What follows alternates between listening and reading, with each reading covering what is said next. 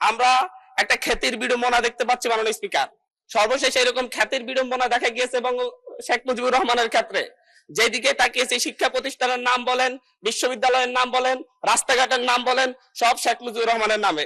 শেখ মুজিবুর রহমান মৃত ছিলেন, উনি হয়তো জানতেন না ওনার নামে সব জায়গায় এত কিছুর নামকরণ করা হয়েছে। কিন্তু আমাদের এই সংসদে একজন প্রতিমন্ত্রীর সেই খ্যাতির বিড়ম্বনা আমরা দেখতে পাচ্ছি।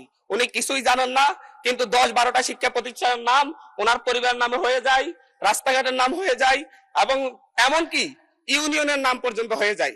এটা একটা মিরাকল মাননীয় স্পিকার। মাননীয় স্পিকার, আমরা এমন এক মিরাকল সংসদে আছি যে সংসদ আমরা ফ্যাসিবাদকে উৎখাত করে আমরা এই সংসদে এসেছি, সকলেই কম বেশি নির্যাতিত হয়েছে। কিন্তু আমরা দেখতে পাচ্ছি যে সীমান্ত হত্যা নিয়ে ভারতের দালালি যেভাবে হচ্ছে, ভারতের দালালি যেভাবে আওয়ামী সরকার করতো, ফ্যাসিবাদী সরকার করতো, ঠিক একইভাবে আমাদের এই সংসদের বিভিন্ন মন্ত্রীরাও একই ধরনের ভারতীয় ভাষায় কথা বলে এবং ফ্যাসিবাদী স্বরাষ্ট্রমন্ত্রী যেভাবে বক্তব্য দিতেন, আমাদের স্বরাষ্ট্রমন্ত্রী সে একইভাবে বক্তব্য দিচ্ছেন যে মাননীয় স্পিকার, সকল সীমান্ত হত্যাকে সীমান্ত হত্যা বলা যাবে না। আমরা বলছি প্রত্যেকটা সীমান্ত হত্যাই হত্যা, প্রত্যেকটা সীমান্ত হত্যাই আমাদের সার্বভৌমত্বের জন্য হুমকি। মাননীয় স্পিকার, মাননীয় স্পিকার, বাংলাদেশে আমরা 2024-এ পরবর্তী এতদিন আমরা মব কালচারের কথা বলেছে যে হচ্ছে ডক্টর ইউনূস সরকারের সময় মব কালচার অনেক বৃদ্ধি পেয়েছে, কিন্তু আমরা দেখতে পাচ্ছি বাংলাদেশ ব্যাংকে মব সৃষ্টি করে গভর্নরকে বের করে দেওয়া হচ্ছে। আমরা দেখতে পাচ্ছি বাসুসে মব সৃষ্টি করে বাসুসের এমডি কে বের করে দেওয়া হয়েছে। কেন? সরকার ক্ষমতায় আছে, সরকার কেন মব সৃষ্টি করে বের করতে হবে? সরকার তো তাদেরকে প্রত্যাহার করে নিলেই বা চাকরি চুক্তিভিত্তিক চাকরি বাতিল নিয়োগ বাতিল করলে হয়ে যায়। এই ক্ষেত্রে সরকার মবের আশ্রয় নিয়েছে। গত 4 মাসে 17 জন শিশুকে ধর্ষণের পর হত্যা করা হয়েছে, 118 জন শিশুকে ধর্ষণ করা হয়েছে। কিন্তু আমরা দেখছি যে এবং সারা বাংলাদেশে এই ধর্ষণের সংখ্যা প্রায় 5 শতাধিক এবং সারা বাংলাদেশে 6 শতাধিক খুনের ঘটনা ঘটেছে।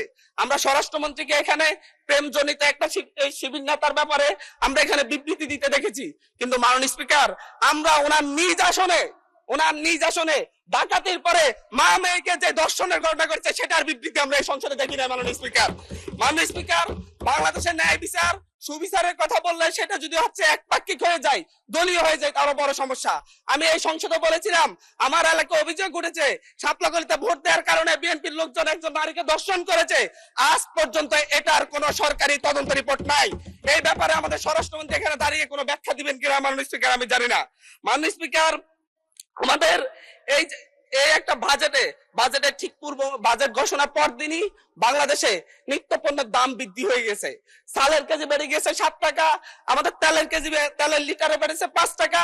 কিন্তু হচ্ছে আমরা সরকার বলছে জনগণের আস্থা ফিরে এসেছে। কিন্তু মাননীয় স্পিকার, আমাকে আরো 3 মিনিট সময় বাড়িয়ে দিবেন, আমি এই কথাগুলো বলতে চাচ্ছি জনগণের হয়ে। মাননীয় সদস্য, সম্মানিত বিরোধী দলীয় চিফ হুইপ 7 মিনিট দিয়েছেন আপনাকে সময়, তারপরেও আমার ডিসক্রিপশনে আরো 1 মিনিট বাড়ানো হলো। ধন্যবাদ। মাননীয় স্পিকার, সরকারের এই বাজেটের উপর যে জনগণের আস্থা নেই, ব্যবসায়ীদের আস্থা নেই, তার প্রমাণ বাজেটে খাদ্যপণ্যের দাম কমানোর একদিন ঠিক অব্যাহতির পরেই চালের দাম, ডাইলের দাম বাজারে, খুচরা বাজারে বেড়ে যাওয়া। মাননীয় স্পিকার, আমাদের মাননীয় প্রধানমন্ত্রী আজকে এখানে নেই।